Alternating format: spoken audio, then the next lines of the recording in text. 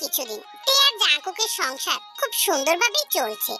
বর্তমানে তে ভার্সিটির পড়াশোনা আর তার এমপি মশাইকে নিয়ে প্রচুর ব্যস্ত। অন্যদিকে জিমিনের সাথে সুগার সম্পর্কটা বেশ জমে উঠেছে, তারা চুটিয়ে প্রেম করছে। আর জিমিন আর সুগার বিয়ে। জাঙ্কুক তার ছোট্ট বোনের দিকে তাকিয়ে রইল। দেখতে দেখতে বোনটা কত বড় হয়ে গেল। জাঙ্কুক যখন জানতে পেরেছে সুগার আর জিমিন দুজন দুজনকে ভালোবাসে, তখন আর ওদের ভালোবাসায় বাধা হয়ে দাঁড়ায়নি। কিন্তু জাঙ্কুক চায় না বিবাহ বহির্ভূত কোনো হারাম সম্পর্কে তারা জড়া, তাই তো তাড়াহুড়ো করে বোনের বিয়ে দিচ্ছে।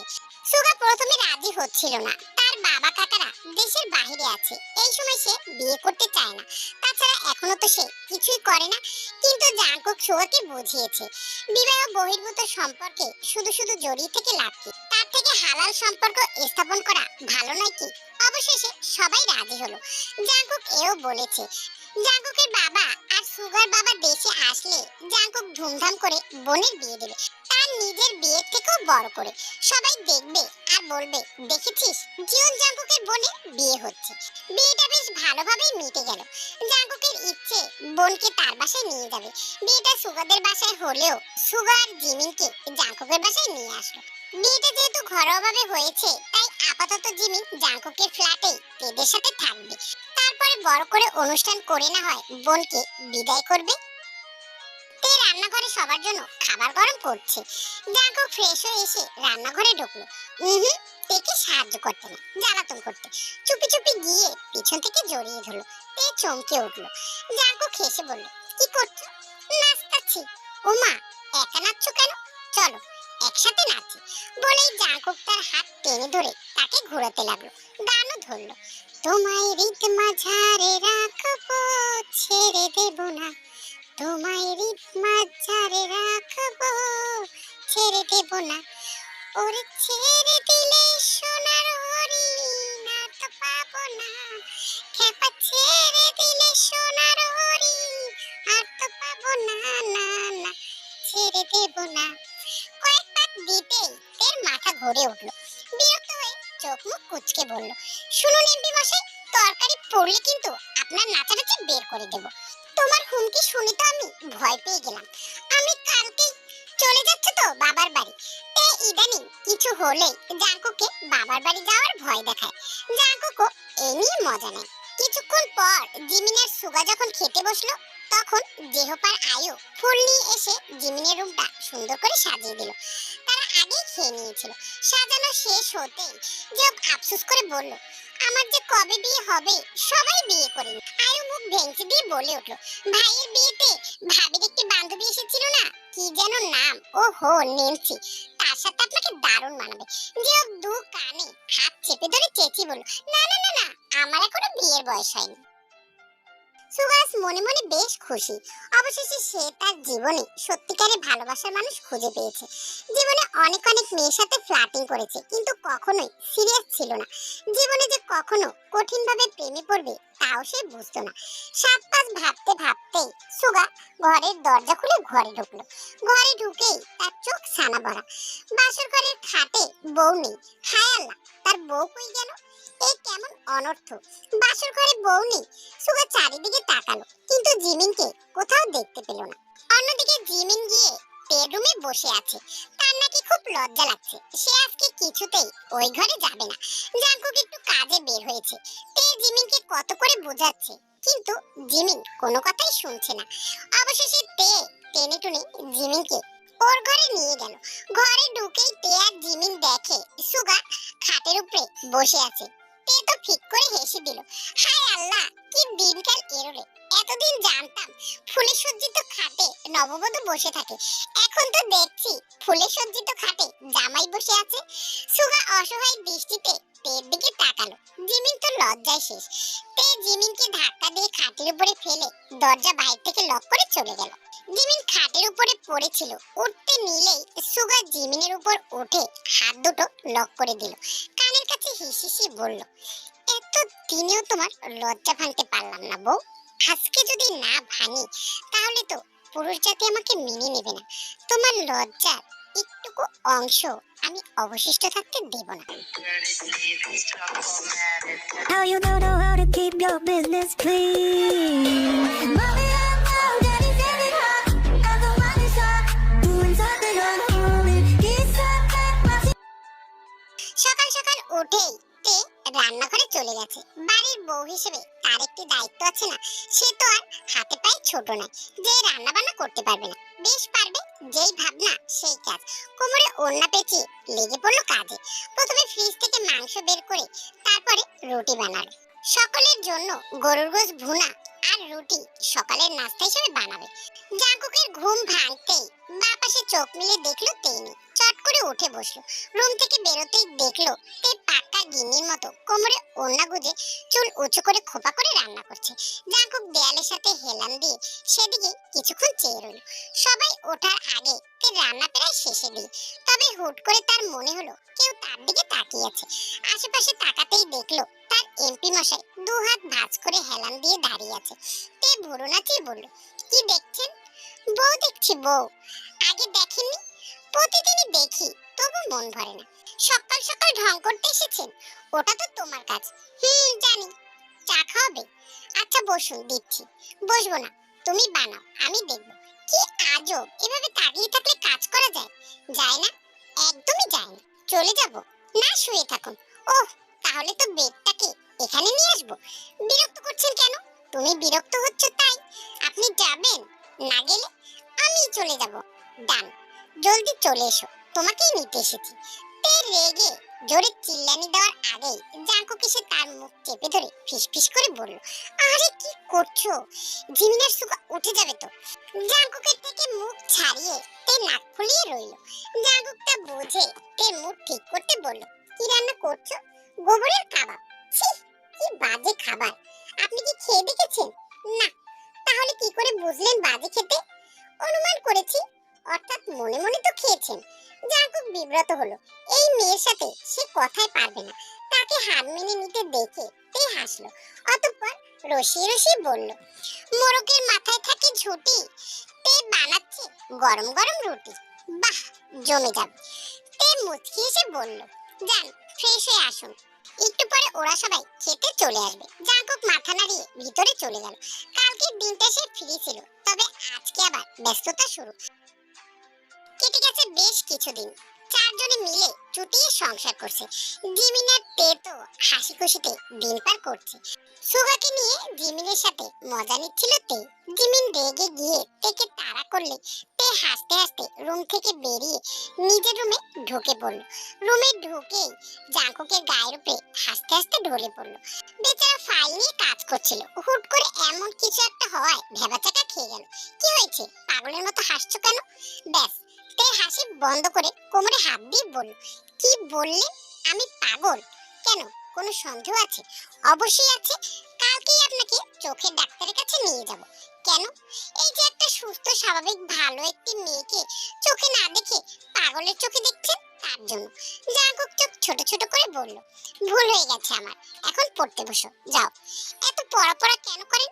বউকে দিয়ে কি চাকরি করাবেন নাকি? হ্যাঁ অবশ্যই। দেখছেন আপনার পেটে পেটে কত শয়তানি।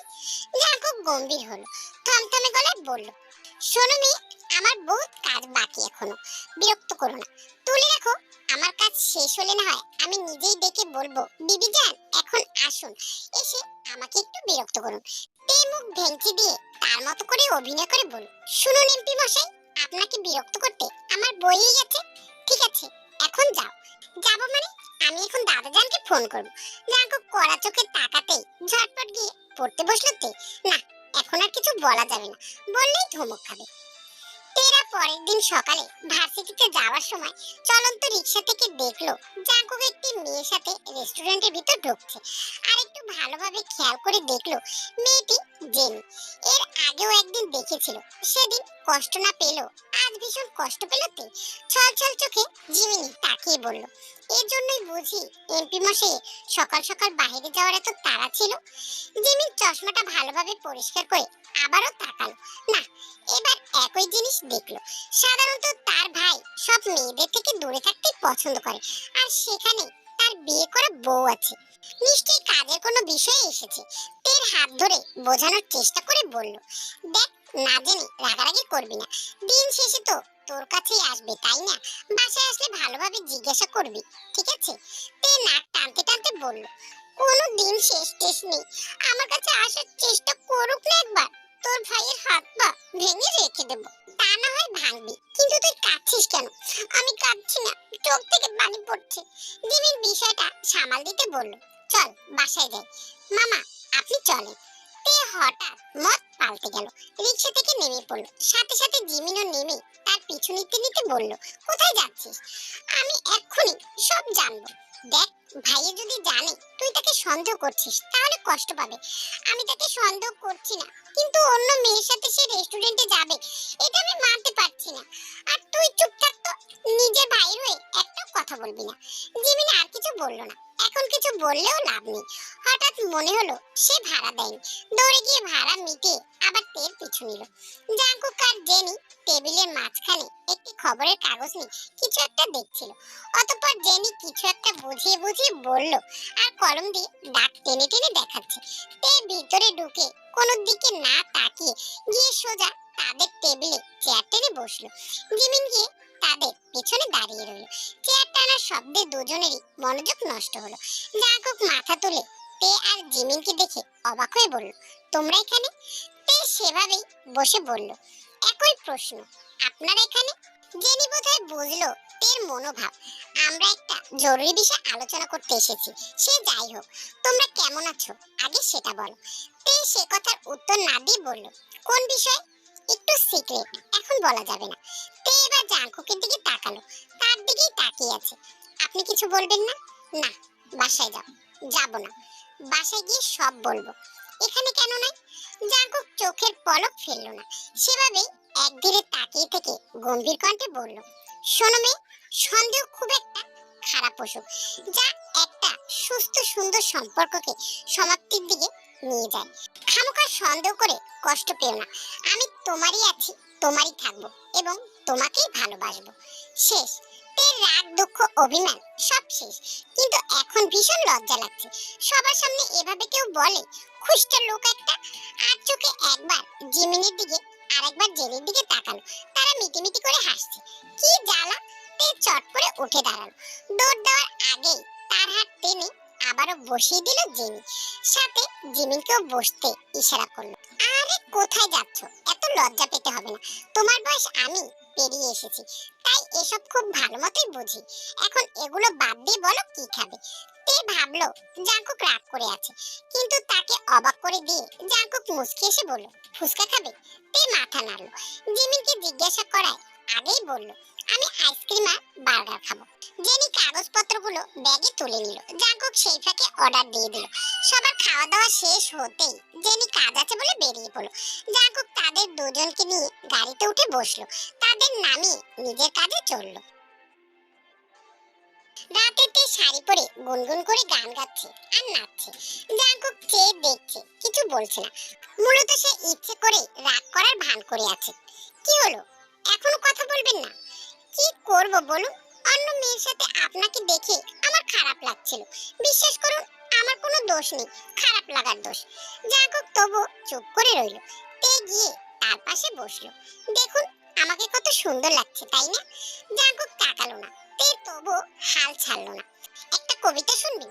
অবশ্যই শুনবেন, দাঁড়ান বলছি। আগেরকার দিনের নায়িকা ছিল ববিতা, আমি বলতে পারি অনেক ভালো কবিতা। জাঙ্কুক এবার তের দিকে তাকালো। তে আরো আগ্রহ নিয়ে বলল, আপনি কাপ, আমি চা, আপনি বাপ, আমি মা, আপনি অনেক ভালো, শয়তানের মন হয় কালো, আমার সাথে বললে কথা দূর হবে আপনার মনের ব্যথা। জাঙ্কুক উঠে বসলো। তে হাত টেনে বসিয়ে খোলা চুলগুলো খোপা করার মতো করে পেঁচাতে পেঁচাতে বলল, অনেক হয়েছে, আর মাথা কাটাতে হবে না, আমি রেগে নেই। আসলে সে কথার উত্তর না দিয়ে জাঙ্কুক উঠে দাঁড়ালো। অতঃপর ব্যালকনি থেকে একটি লাল গোলাপ নিয়ে এসে তের খোপায় গুজে দিয়ে পিছন থেকে জড়িয়ে ধরে বলল, শোনো বউ, আজকে বোধহয় তোমায় একটু বেশি সুন্দর লাগছে। এক ফুল আর এক ফুলের সৌন্দর্য হাজার গুণ বাড়িয়ে দিয়েছে। কেটে গেছে 6 মাস। এই 6 মাসে পরিবর্তন হয়েছে অনেক কিছু। সুগার জিমিনের বিয়েটা ধুমধাম করে দেওয়া হয়েছে সুগার বাবা আর জাঙ্কুকের বাবা আসার পরে। এখন জিমিন সুগাদের বাসায় থাকে। ইদানিং জিমিন ভীষণ দুর্বল হয়ে পড়েছে, ঠিক মতো খেতে পারে না, সবকিছুই তার গন্ধ লাগে। আজকে আবার মাথা ঘুরে পড়ে গেছে। তাই তো তে আর জাঙ্কুক সুগাদের বাসায় এসেছে জিমিনকে দেখতে। টেনশনে মাথা ফেটে যাচ্ছে জাঙ্কুক আর সুগার।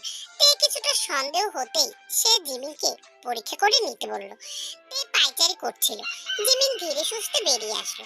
তে তার মুখের দিকে তাকিয়ে আছে সুখবরটি শোনার জন্য, কিন্তু জিমিন কিছুই বলছে না।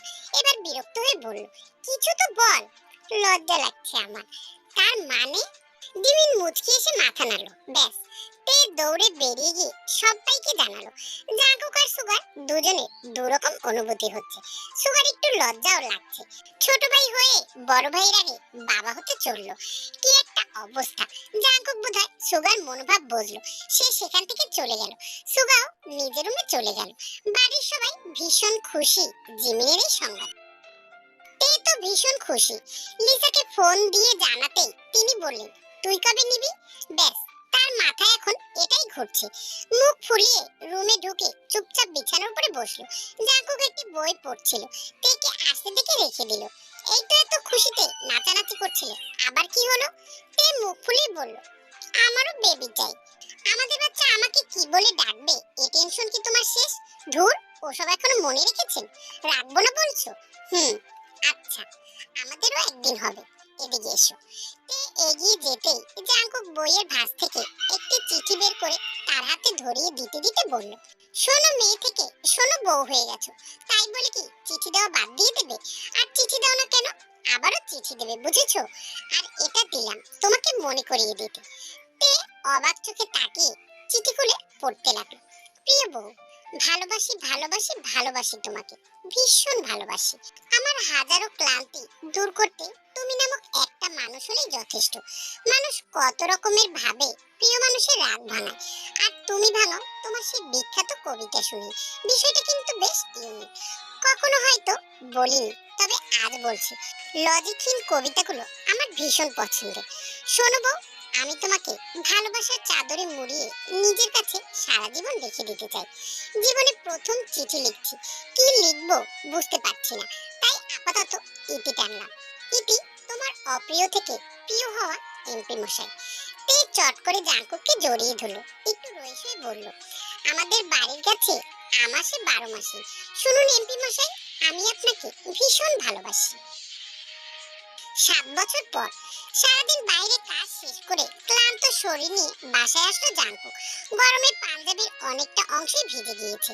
এক টান দিয়ে পাঞ্জাবিটা খুলে নিচে রাখলো। বিছানায় বসতেই কেউ চোখের সামনে পানি এগিয়ে দিল। জাঙ্কুক সামনে তাকাতেই দেখলো তে দাঁড়িয়ে আছে।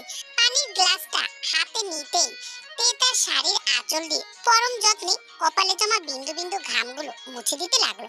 জাঙ্কুক এক ঢোক পানি শেষ করে চমৎকার একটি হাসি দিয়ে বলল, এই তো আমার সকল ক্লান্তি অবসান ঘটলো। তে নিজেও হাসলো। খালি গ্লাসটা হাতে নিয়ে টেবিলে রাখলো। আলমারি থেকে টি শার্ট আর ট্রাউজার বের করে এনে জাঙ্কুকের হাতে ধরিয়ে দিয়ে বলল, এখনো অবসান হয়নি, যান গোসল করে আসুন, ভালো লাগবে। জাঙ্কুকের আর উঠতে ইচ্ছে করছে না, তপ্ত নিঃশ্বাস ফেলে বলল, পরে গোসল করব, এখন ভালো লাগছে না। তে শুনলো না, হাত ধরে টেনে উঠিয়ে ওয়াশরুম পর্যন্ত ঠেলে নিয়ে চললো। রাগি রাগি ভাব নিয়ে বলল, একদম জ্বালাবেন না নেতামশাই, একে তো আপনার মেয়ের জ্বালা অতিষ্ঠ, এখন আপনি আর কিছু শুরু করেন না। কেন, কি করেছে আবার আমার মেয়ে? কি আর করবে, রায়ান একটু ঘুরতে এসেছিল, ওকে আবার কামড়ে দিয়েছে। আমার মেয়ে এমনি এমনি কামড়াবে না, নিশ্চয়ই ওই বদমাস সুগার ছেলেটা আগে কিছু করেছে। কিচ্ছু করেনি, নিজের মেয়ে দোষ চোখে পড়ে না, কারণ আমার মেয়ে আমার মতোই। দুনিয়া আপনার আর আপনার মেয়ের মতো আলাভোলা প্রাণী তো আর দুটো নেই। তা কখন বললাম? যাই হোক, ঝগড়া করছো কেন? তো কি করব? প্রেম। এই মুখ ভেঙচি দিয়ে বলল, ভুলে যাবেন না আপনি এক বাচ্চার বাপ। তো বাপ হলে কি প্রেম ফুরিয়ে যায়? ইস, আর যদি দাদাজান থাকতেন তাহলে তোমার কথায় দুজনে মিলে উত্তর দিতাম।